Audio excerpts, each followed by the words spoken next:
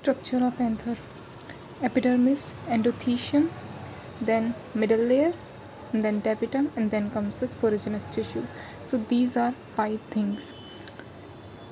So जो epidermis होती है वो सिंगल सेल्ड थिक लेयर होती है, आउटर मोस्ट प्रोटेक्टिव लेयर होती है.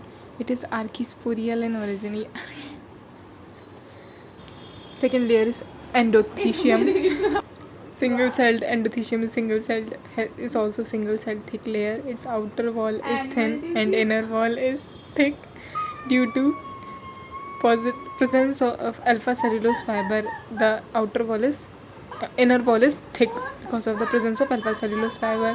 Alpha cellulose fiber जो है वो प्रेजेंट होता है इनर और radial wall of endothecium. Callus band also present on their radial walls. Callus band इनकी रेडियल वॉल्स पे भी प्रेजेंट होता है. तो ये आउटर वॉल है ये एंडोथीशियम है. इसकी आउटर जो वॉल है वो थिन होती है, इनर वॉल थिक होती है due to the presence of alpha cellulose fibre on the inner wall.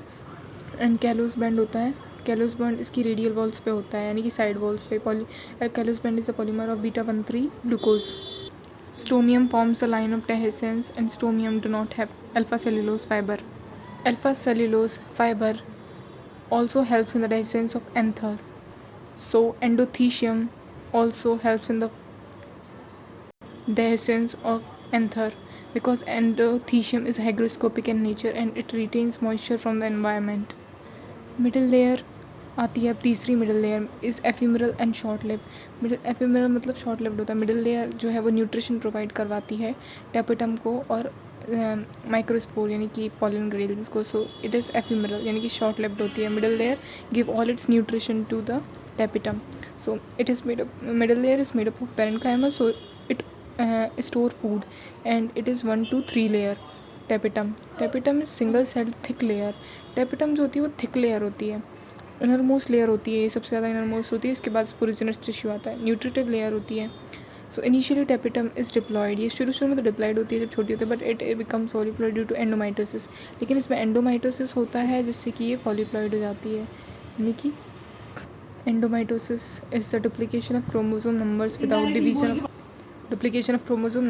Division of nucleus. यानी कि न्यूक्लियस डिवाइड नहीं करता है, न्यूक्लियस का डिवीजन नहीं होगा, लेकिन अंदर ही अंदर उसके क्रोमोसोम्स का डिवीज़न हो जाता है, डबल हो जाते हैं या ट्रिपल हो जाते हैं. 2n जो है वो न्यूक्लियस था, लेकिन एंडोमाइटोसिस होने की वजह से न्यूक्लियस की प्लॉइडी 4n हो गई.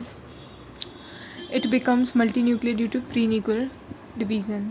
और जो टेपिटम होती है वो फ्री न्यूक्लियर डिवीज़न होने की वजह से मल्टी न्यूक्लिएटेड हो जाती है.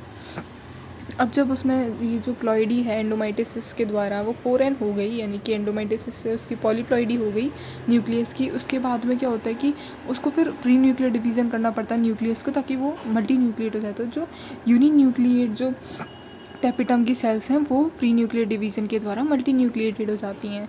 तो जो मिडिल लेयर है वो फूड देती है टेपिटम को, है ना. और टेपिटम जो होती है वो उसके साइटोप्लाज्म में प्रोयूबिश बॉडी बनती हैं, जो कि स्पेशल ग्रेन्यूल्स होते हैं. तो जो प्रोयूबिश जो स्पेशल ग्रेन्यूल्स हैं, तो उस प्रोयूबिश बॉडी के अराउंड स्पोरोपोलिन बनने लग जाता है साइटोप्लाज्म, टेपिटम की साइटोप्लाज्म में ही. तो जब उसके आसपास स्पोरोपोलिन आ जाता है तो उससे बोलने लग जाते हैं हम यूबिश बॉडी. यूबिश बॉडी जो होती है वो हेल्प करती है फॉर्मेशन में exine of pollen grain. Pollen grain जो होते हैं उसकी एग्जाइन की फॉर्मेशन में हेल्प करती है यूबिश बॉडी.